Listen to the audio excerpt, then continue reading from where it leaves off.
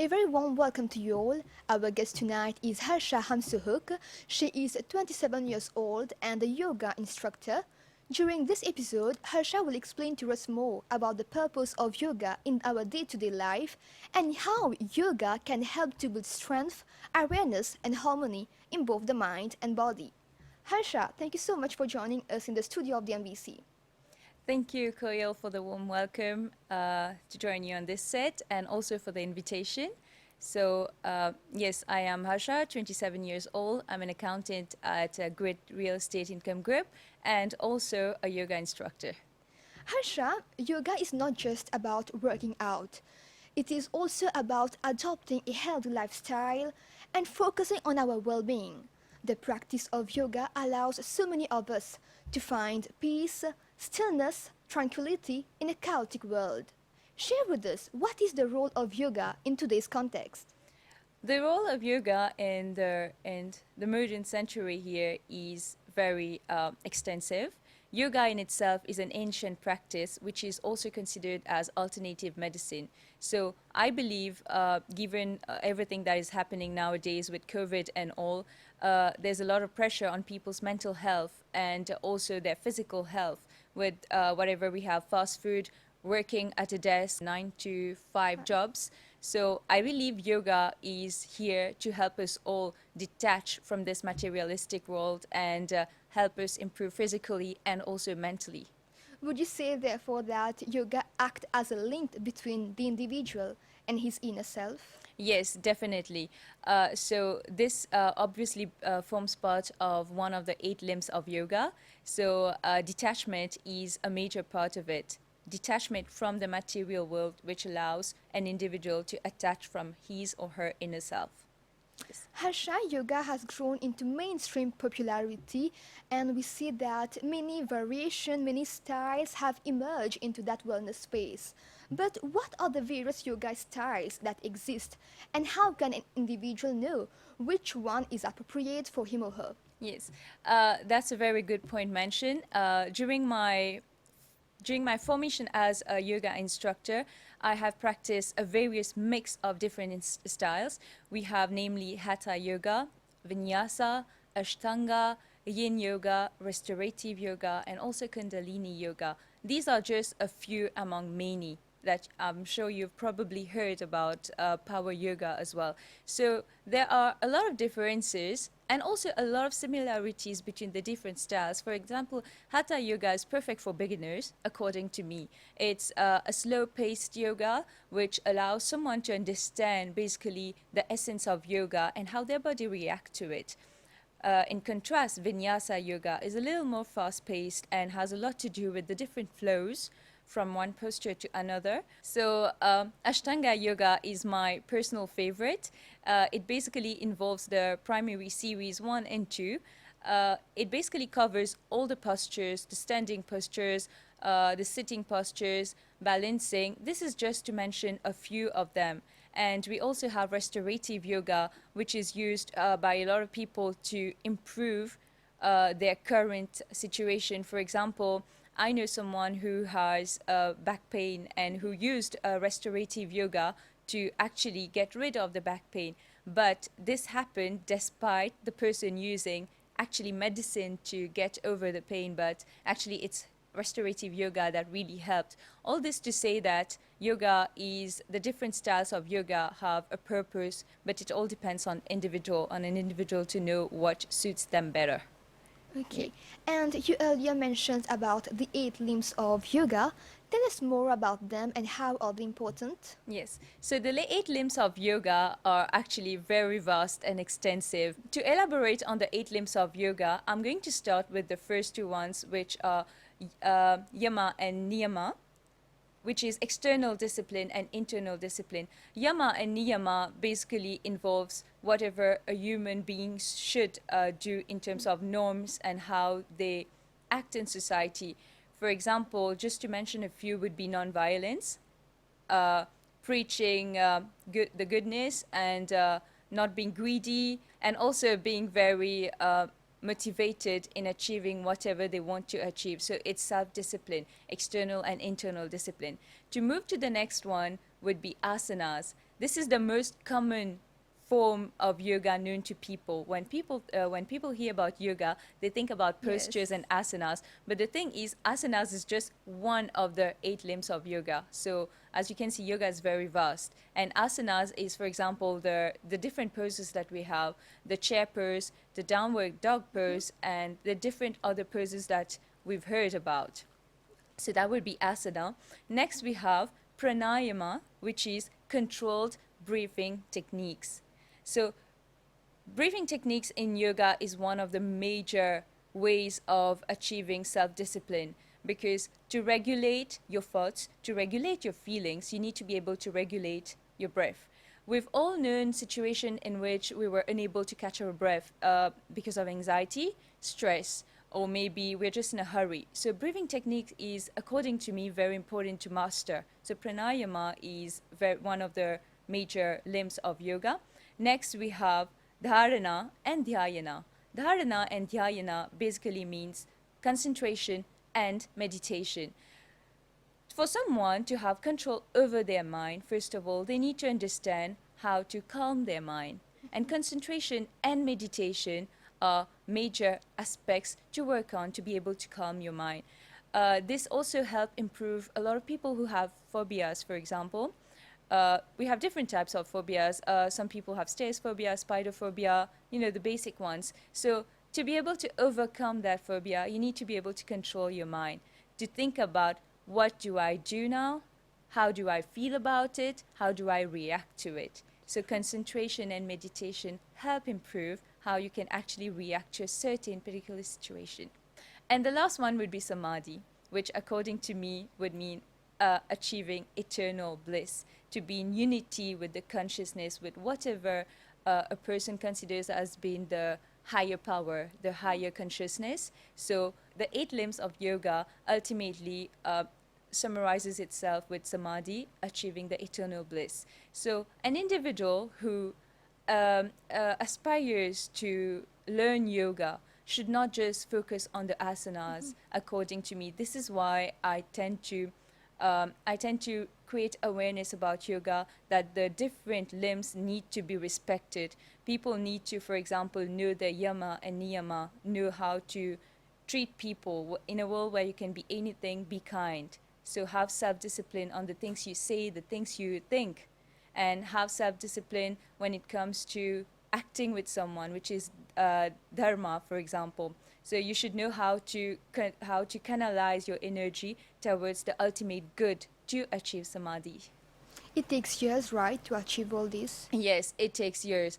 It's for me personally, I started yoga when I was very young, still at school, and yes, it does take years. And even for a yoga teacher, a yoga instructor, I believe I'm still a student, because there's a lot to learn. We have yoga gurus, we have masters who have so much to give, actually, and it's a never-ending school. It's like you're always a student, even if I can be teaching someone right now the different techniques, the different asanas, the different breathing techniques, but it doesn't mean I'm no longer a student. So it's a lifelong study. And Harsha, nowadays the modern life has in fact conspired against good posture. So many people spend hours in front of their screen, sitting at their desk, which sometimes causes neck pain and even back pain, like you mentioned earlier. So how will you describe a correct posture, and how can yoga help achieve it? Yes. So as someone who works at a desk 9 to 5 every day, I totally relate to what you're saying. This is why correct body posture is very important. Correct breathing techniques are very important. So my colleagues and friends will relate each and every time. I just go to them and be like, okay, straighten your shoulders, sit upright. Don't sit like a shrimp, like I say, because a lot of people tend to curve their body on That's so their true. desk. So yes, yoga is very important to correct your posture. If you start a basic yoga class, first of all, the teacher is going to tell you to get a good sitting posture. A lot of people are required to use towels or to use different props to actually correct their body posture. And just practicing 20 minutes of yoga every day will help you actually achieve the correct posture, because in today's world, in the modern world, everything we do, most of the things we do are going actually against our physical and mental well-being, sitting at a desk every day. So this is why nowadays it's important for us to know actually, what am I doing? How am I treating my body? This is a constant question that should be on our mind each and every time you're just sitting and eating. Think to yourself, am I sitting upright? Am I practicing correct posture? Is this ergonomic? So these are the questions we need to ask. And just starting yoga every morning, 10 to 20 minutes, will actually help you achieve a lot to it. Therefore, the postures are meant to strengthen our body from the inside out, so that we don't just look good, but feel good as well. Yes. Each of the yoga poses is built to reinforce the muscle around the spine, the very center of our body from which everything operates.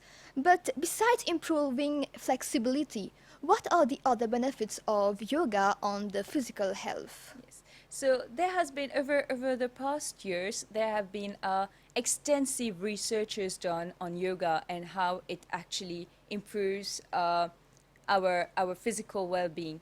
There has been recently a study done at the University of South California, where an associate professor who is Mr. George actually did extensive researches about the bioskeleton mechanism and how the muscular skeleton system works, and how yoga actually, as an alternative medicine, help people achieve a better physical health inside out, like you said. So for example, I would say, if someone wants to strengthen and tone their body, they are just going to go for power yoga. And if someone wants to actually increase their flexibility, they're going to go for more like, I believe, the Ashtanga series, because it does require a lot of stretching, a lot of pushing your limits. So yes, there are a lot of different techniques and tips that yoga actually helps someone maintain a better physical posture and physical health in general. You mentioned about power yoga. Explain to us more about how it works. Yes, power yoga is more like an extensive cardio session, to be Okay. honest. So there are like some people, when they think about yoga, they think about sitting on a mat, relaxing and all that. But a lot of people came to me thinking that power yoga is actually going to be grounded yoga on the mat. But actually power yoga is extensive. It makes you sweat, it makes you breathe, it makes you lose all the toxin in your body through the sweat. So basically power yoga actually involves strength, where you need to use your core to actually know how to balance yourself, to know how to maintain a correct posture, because it's not just about doing the posture, it's also about being able to maintain the posture. So power yoga is a rapid-paced and extensive, intense cardio session, which involves the principles of yoga. Yes. Okay. Harsha, what are the factors that you believe a beginner should take into consideration before starting a yoga class? Yes. This is a very good question, a very important one, because I always stress on the point that a beginner should always tell the instructor or teacher whatever health issues they have. That's a very important thing, because as a yoga instructor, we need to do what is best for someone. We need to advise in what way the person can best achieve what they want out of yoga. So a beginner should know how and when to promptly disclose any surgery they've done, any health problem they've been having, or even anxiety. So this is where, as an instructor, a person should be able to assess the person and actually help them decide what kind of, it's actually help them decide, it's not imposed or anything, help them decide, guide them to the path of deciding what style actually suits them. So a beginner, I would say, would preferably start with Hatha Yoga, which is slow-paced and very grounded. Yes. Harsha, we've discussed earlier that practicing yoga may lead to muscle development and improving our metabolism. However, do you agree that restorative yoga can help in weight loss? Restorative yoga actually helps someone to fix what they actually, for example, if they have a problem, they can use restorative yoga to actually fix it. And yes, of course, yoga helps a lot with weight loss, but for me that would be power yoga, for example, Okay. because it's very intense, it uses your muscles and all. The Ashtanga series would also help a lot with weight loss because it's a constant flow of specific techniques, and there are several different postures you do when you're doing, for example, the primary series of Ashtanga. So restorative yoga would more or less help someone to improve what they are currently doing. And yes, if someone's aim in yoga is weight loss, I would advise not just restorative yoga, but do a mixture of different styles of yoga. Yes. It all depends on our goals then. Yes, it all depends on what someone ultimately wants to achieve using yoga, not using yoga, more like adopting Yes. yoga in their lifestyle. And it's not just the asanas. Unfortunately, in the modern world, people think it's more like, let me go to a yoga class, I'm going to do the asanas, I'm going to stick to it, my exercise every day. That is very good, but to be able to say that you do yoga, you need to practice all the other 8 limbs. You need to practice positive thinking. You need to practice controlled breathing. You need to be able to meditate, at least try to meditate, and practice non-violence, just like we say ahimsa.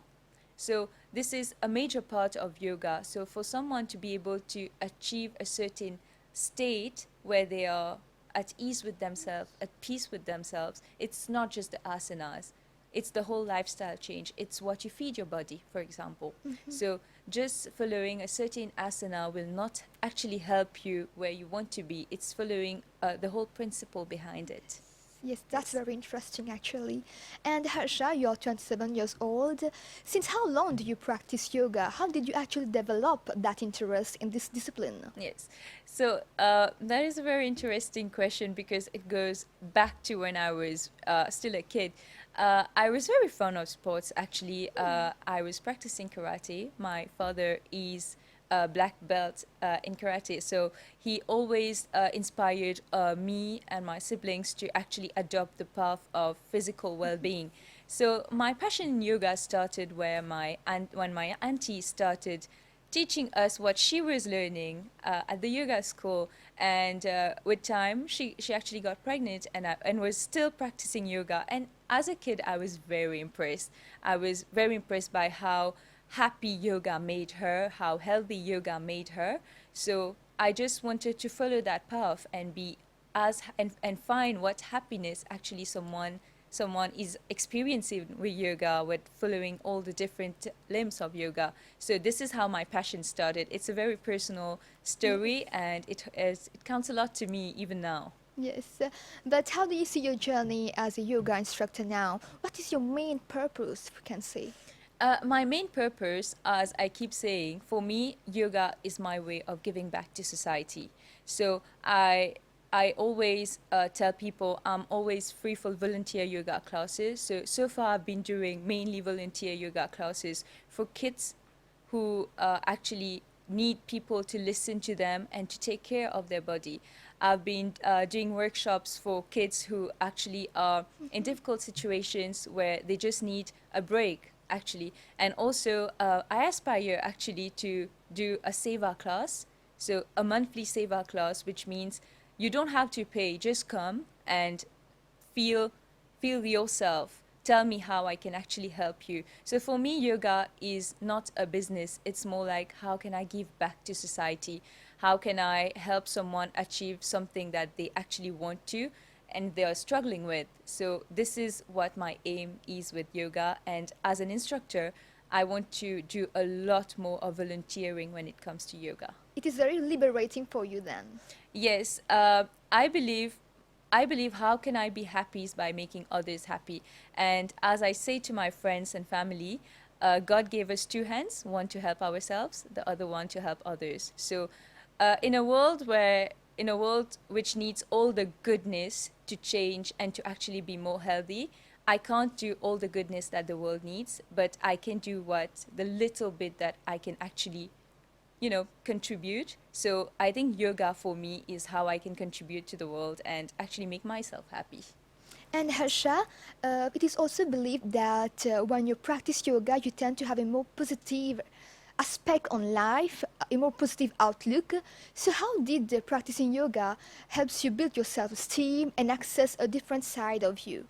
So, yoga in itself is a very holistic approach to life. So, yoga changed me inside out, to be honest. I used to be someone who really enjoyed, for example, shopping. And that's just an example. Now, I don't really shop. I've stopped since a few years. Like, I always go for the minimum. I don't believe in having a lot of material things in life. So I always tell everyone you need the minimum, and whatever you have in excess, you give away. You see? So basically, yoga has really helped me adopt a very holistic approach to life and actually made me become someone who is trying to be on the path of altruism. Of course, I'm not there yet, and it's extensive and continued work that I need to do with myself. So yoga is actually helping me become the person who thinks, what can I do for this person actually, and how can I make the person happy, which ultimately is going to make myself happy.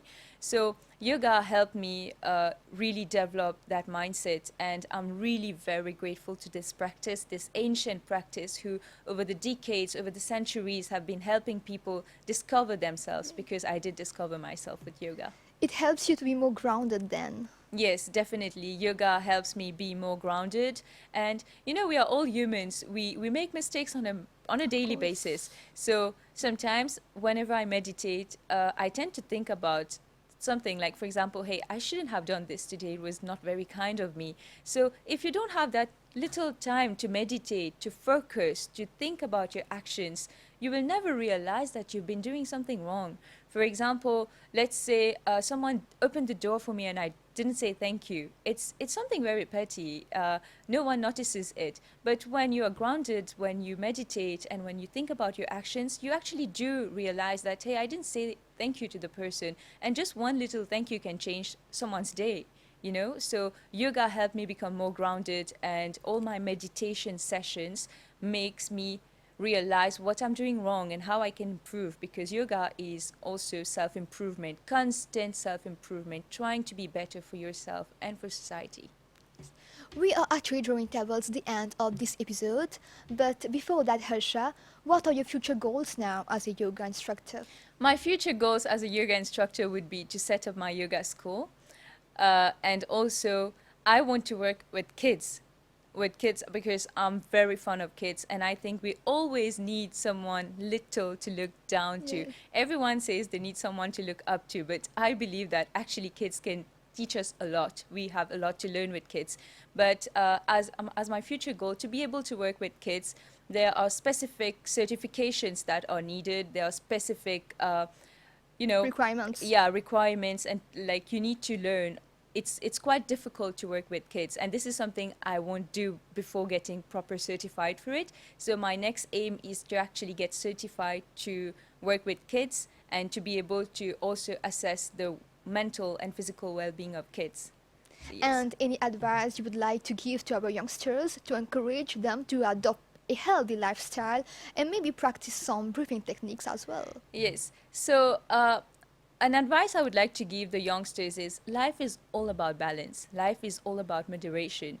And balance is not something you just find like this. Balance is something you create. You need to harmonize all the energy around you. You need to harmonize your chakras, align your chakras. And how do you achieve that? Is by being a good person, is by being good to yourself, by being good to others. And I believe the 8 limbs of yoga do help someone achieve that state of bliss. So find your balance, try to find your balance, do everything in moderation.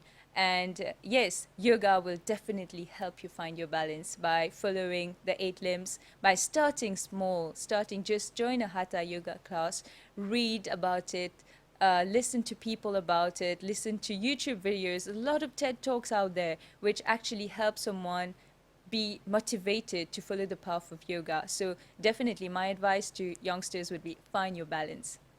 Thank you so much, Harsha. It was such a delight to have you on the set tonight and talk about yoga.